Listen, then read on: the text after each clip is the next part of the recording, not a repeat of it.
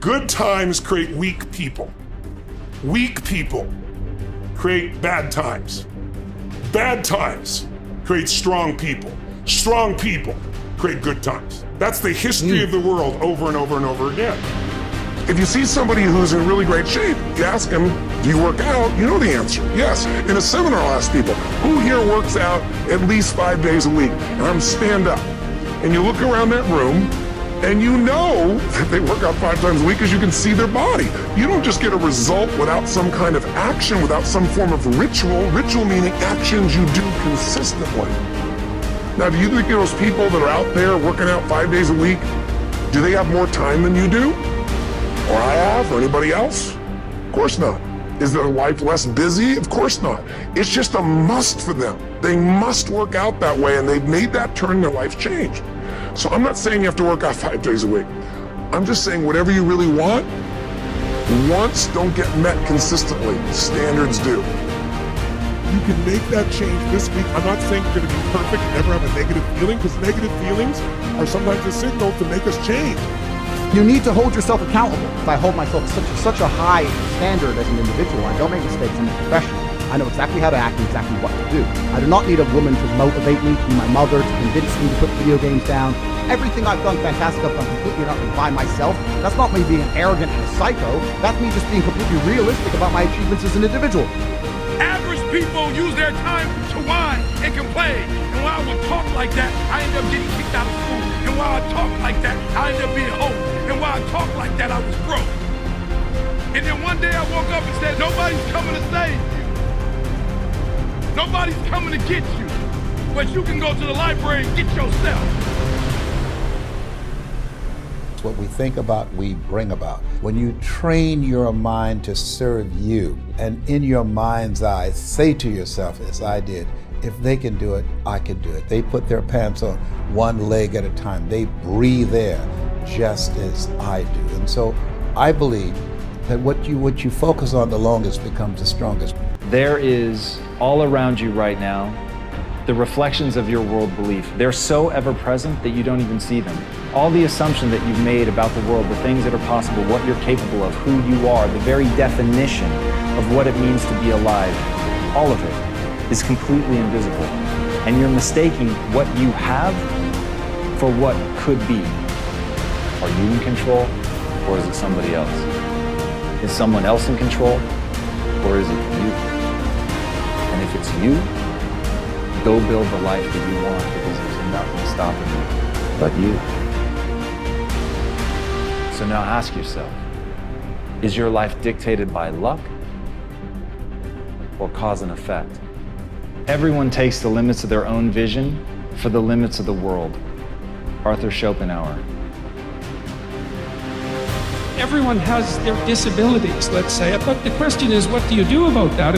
And you don't know what the upper limits to that are, because you might ask yourself, if for 10 years you didn't avoid doing what you knew you needed to do, by your own definitions, right, within the value structure that you've created, to the degree that you've done that, what would you be like? There are remarkable people who come into the world from time to time. There are people who do find out over decades-long periods what they could be like if they were who they were, if they spoke their being forward. And they'd get stronger and stronger and stronger. And you don't know the limits to that. You do not know the limits to that. And so you could say, well, in part, perhaps the reason that you're suffering unbearably can be left at your feet, because you're not everything you could be, and you know it. Rome wasn't built in a day. We all know that. It's a slow process. That's the thing. Success are generally slow processes. And that is representative of life, because you don't achieve worthwhile goals quickly or easily. They take time. They take struggle. They take relentless pursuit day in and day out. That's what it takes. And that's why I say you've got to pay attention. you have to watch. You have to watch every single second. And so, that second that just went by, that counted. Step out of your comfort zone. Push yourself. Work. And nobody becomes a business person and hits the million without actually going through the grind and learning what it means to do hard work first. And that's part of what Allah inspired you with. You have the talent to do it, you have the ability to do it, you have the mind to do it, you're just not doing it because for some reason you convince yourself that sitting back and being comfortable is a good thing. Maybe you're the reason corruption is here. You're the reason that the world isn't changing the way it is. If you stood up, if enough of you stood up, if enough of you tried to bring about a change, an entire country. Everybody, at one point in time in your life, to be successful, you have to jump. Jumping is the hardest thing for people to do, but you have to jump. If you never jump, you'll never be successful. No matter how painful it is, I gotta keep going. And I gotta keep going because what is my passion? What is my focus? Your focus and your passion will numb you to failure and to pain of striving to get to where you're trying to go.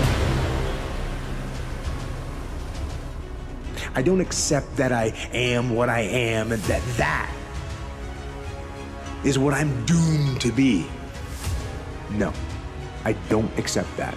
I'm fighting. I'm always fighting. I'm struggling and I'm scrapping. And I'm kicking and clawing at those weaknesses to change them, to stop them. When you first jump, I guarantee you the parachute ain't gonna open. Eventually it does open, but it starts with the jump. You have to jump.